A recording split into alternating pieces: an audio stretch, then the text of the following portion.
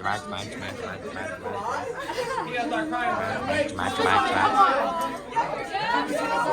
my sex icon. What? Hey, yo!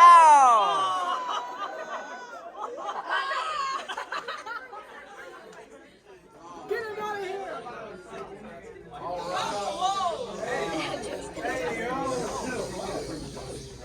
Well, to my fourth period class, again for the last time, good afternoon. Oh.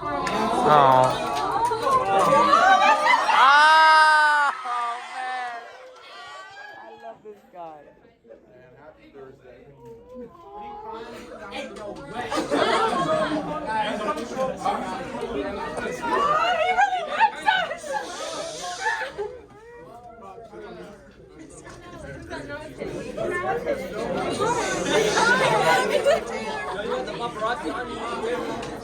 So, obviously, last day of school. Hope you guys are enjoying it.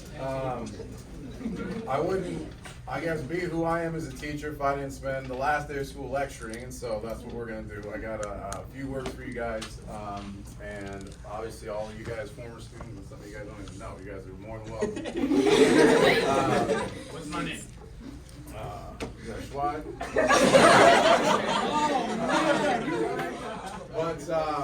But again, I mean, you know, you look at this period, and I've told you guys, and I've told other periods today that I'm honest with all my students. This is a really, really special class, and so I want to start, in case I don't get to it, to thank you guys for just being so great. You know, I know it's happenstance and randomness where you end up, but even though it appears that I'm always having the best time, obviously things happen throughout the day that can be tough, and so I knew that I could always count on this class to get me out of a bad spot if I was in one, or to take me to even greater spot if I was already there. So I just have a few parting words for you. More just about sort of the way I see things, and just some things that I wanted to share with you guys on your way out. So we'll start with family, and this is kind of like more of a those of you that you consider family, those loved ones, and even if it's extended family that you don't talk to all the time, my point is that don't leave them out of your lives. You guys are going to start a different part of your life, and you've been sort of cooped up with these folks for so long that the tendency is to just sort of go live, right? And sometimes we forget the people that made us who we are and the people that brought us to where we are. And so it's almost like, you know, when you open the door and the dog shoots out of the door, and they just go crazy because they're trying to live, and they forget like who feeds them and who watches them and who nurtures them. And I was even reminded by my own mother just this Mother's Day that sometimes I don't communicate my life well enough to her, but it's because I get so busy, and everybody here is going to get so busy. Think about it this way, right? Everybody has access to your life now because of social media and the internet. But how is your family different than those strangers that you met years ago that you just randomly friended, right? And so sometimes we confuse that, well, they know what I'm doing, with the connection that it takes to foster that family vibe and those relationships. And so even if you don't have the greatest relationship with your parents, you'll soon understand why that may be so. It's very difficult to raise young people. There's a role there that is it's hard to do. You know, you're busy taking care of yourself as a person, and yet you got all these other people that you're responsible for. One day you'll notice that relationship will start to turn, and it'll change, and you will start to be not a parent, but you will start to fill that role of like offering advice and you know, sort of giving words of wisdom yourself. And so hopefully you've built enough equity to do so, right? And so keep those family relationships strong. So as you guys again go and you go live your lives, those of you going to college, those of you that are just going to go live a different lifestyle, there's gonna be a tendency to try to get it all in at once, because life is about experiences, right? We as people are very experiential, and there's this need and this desire to try to do all these things and to try to take on everything. But my suggestion is that you try to avoid the pitfalls in life, right? There's gonna be so many things that you're gonna wanna do that have potential harm to your life. And so one of the things that I've done, but first of all, you gotta recognize that there's a difference between making mistakes and having regrets, right? The way I view it is mistakes are actually necessary in my life. They are useful. There are things that make me better. There are things that make me reevaluate, redirect, and they give me things to work on. Regrets are things that change the course of your life. They alter where you want to go, and typically not for the good. And so, on a daily basis, what we're trying to do is we're trying to say, how can I avoid those pitfalls? One of the things that I like to do is I ask myself, what's the worst that can happen if I do whatever it is that is in front of me? And if it's a potential for a mistake where it's going to knock me down, but I can overcome it, it's something that I may lean into. But if I can have reverence for the moment and know that if the worst that could happen can change the course of my life, then it's not worth it to me. I'll have a different time, I'll have a different opportunity to maybe experience what it is, or I'll just know that that experience is not for me. And so, when people say life is short, YOLO, do all these kinds of things, I tend to disagree. Life is actually really long. And if you don't believe me, ask the folks who are in a place older in their life that are not happy with the way their life's turned out, and ask them how short life is. Right? And a lot of times they can sort of pinpoint into a series of regrets that they have in their life. And so you all in this room have the gift. You have the option of time on your side, right? All those things are in front of you still, and so you still have the opportunity to navigate those hurdles and to have reverence for those moments. Relationships. You guys gonna fall in love one day? I'm always in love. With you? Big fan of relationships, obviously, in the sense that relationships, in my opinion, are key to life. It's what we're built for. It's what humans are designed to do, is have relationships. So we take animals into our home, because we have a yearning for relationships, right? We want to love and we want to be loved.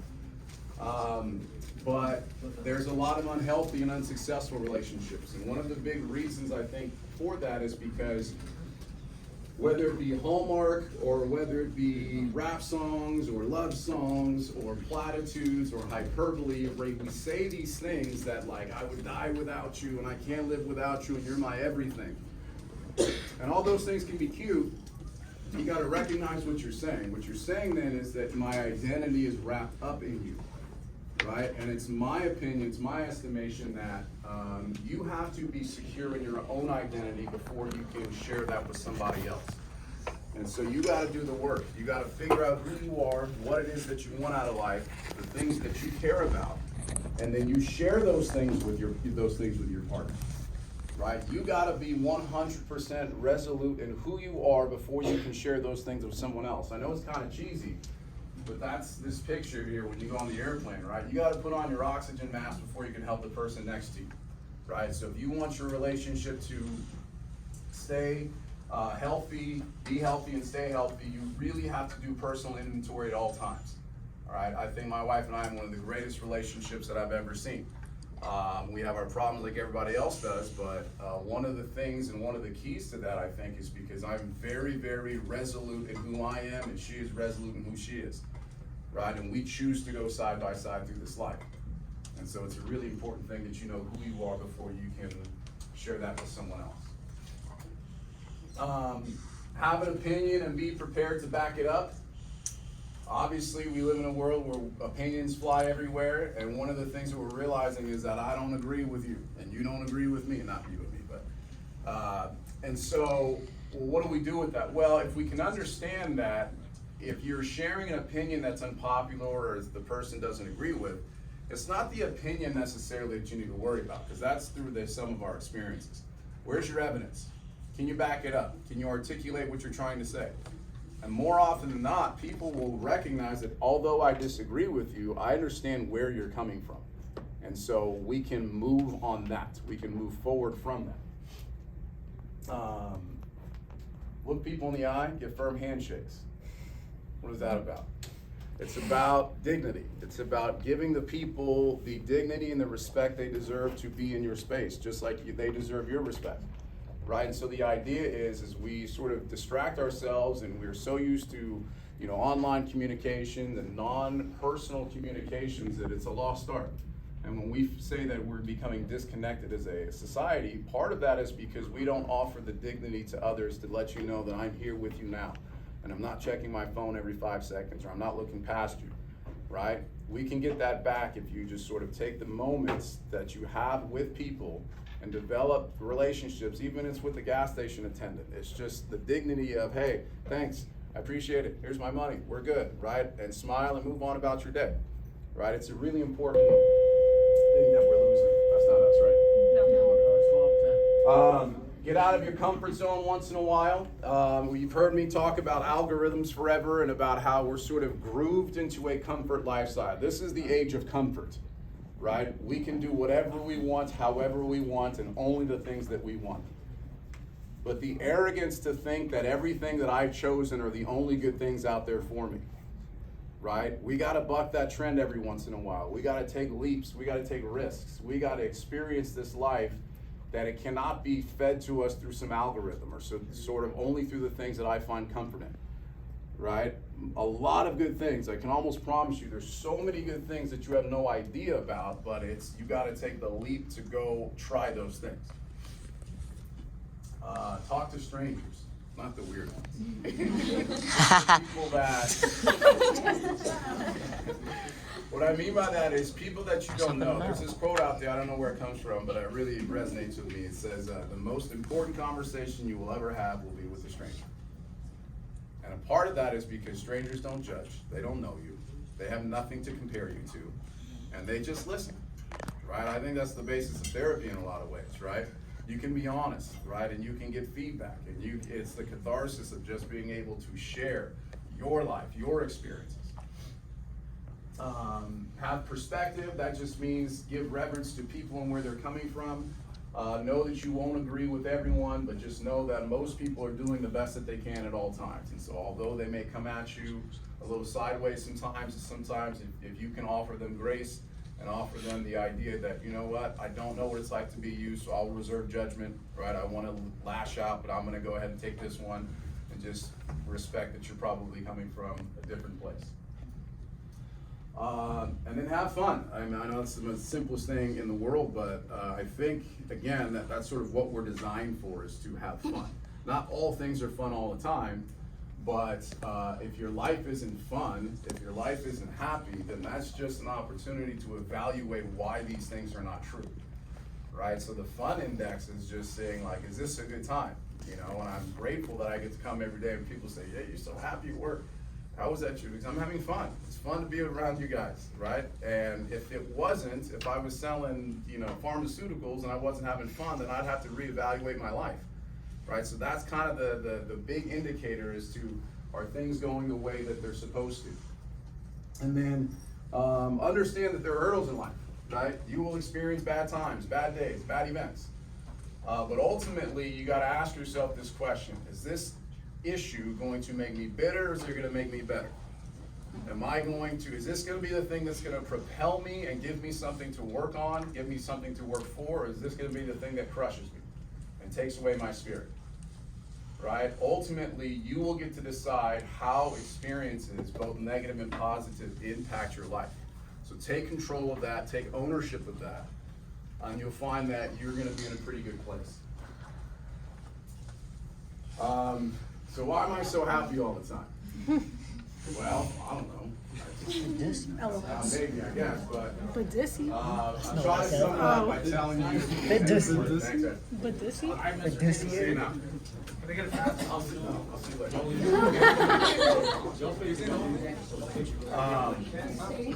later. I'll try to sum it up. I can tell you why I'm effed up, as I put it. So obviously high school, and so I don't want to say so much, but one of the big things for me in my life is my faith. I find it very comforting that I don't have to be in control of my own life, because I'm a very flawed individual. I make tons of mistakes, and if it were up to me, I wouldn't win. I wouldn't be where I am, right? So I'm able to put that somewhere else. Family is difficult, I know, but the one good thing about family, I should say one of the good things about family is even though you may not get along with them all the time, even though you may not see eye to eye, it is very, by definition, it's very unconditional love that they have. Even though if you don't like each other, there's an underlying love there that is so strong, and it kind of gives you grounding in terms of where your place in this world. There will always be people in your family who have your back, so to speak. Friends, I'm a very outgoing social person, and one of the great compliments that I do get from people like my parents or older folks is you have a great set of friends, because what that really is a reflection of who you are. Because when it's all said and done, you're going to spend most of your time with your friends as you move forward, and so your friends are a reflection of who you are, right, or who you're trying to be. And so it really is important to evaluate your friendships and recognize that your time is so limited that you should not be sharing it with people who do not add value to your life, who cannot challenge you, who cannot bring you up when you're down, who cannot humble you when you need it, right? That's kind of the key to your day-to-day is who do you have in your life that's going to be there for you to give you the emotion that you need at the time.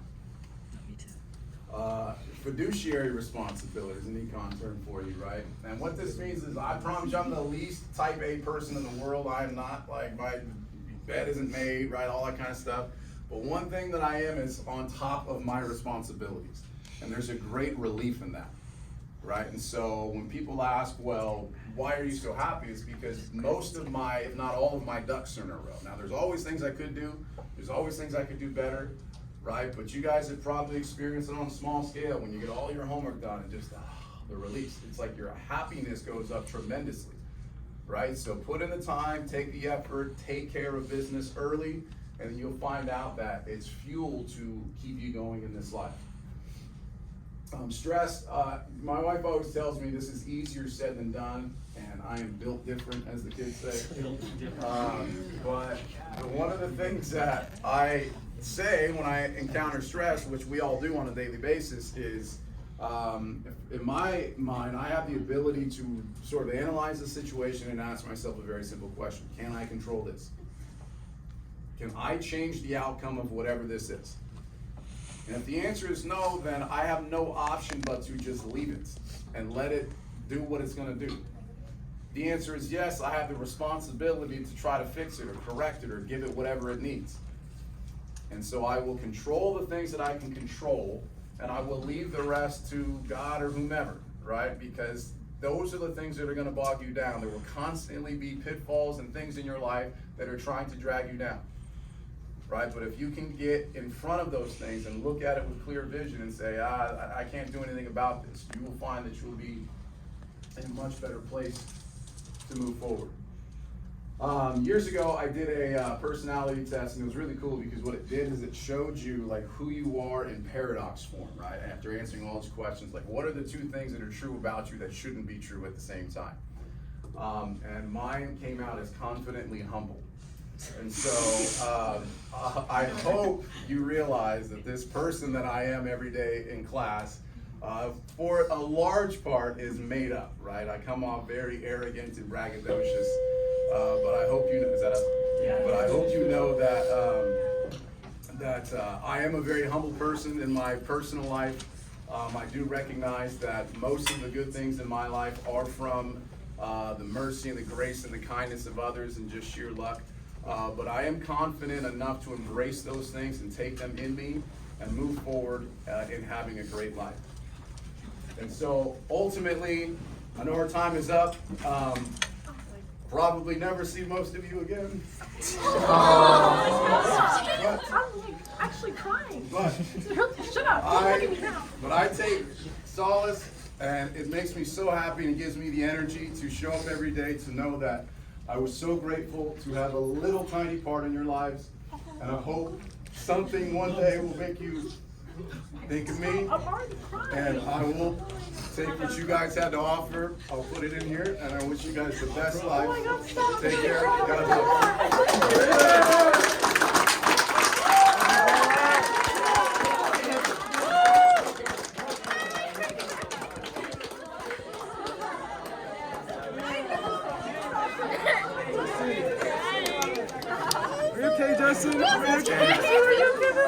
Oh, Justin. It's okay, Justin. It's okay. It's okay. I'm the best man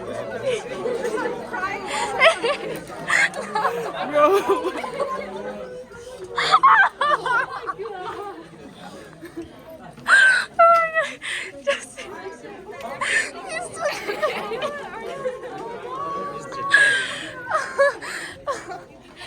okay. Here you go, Justin. Thank you.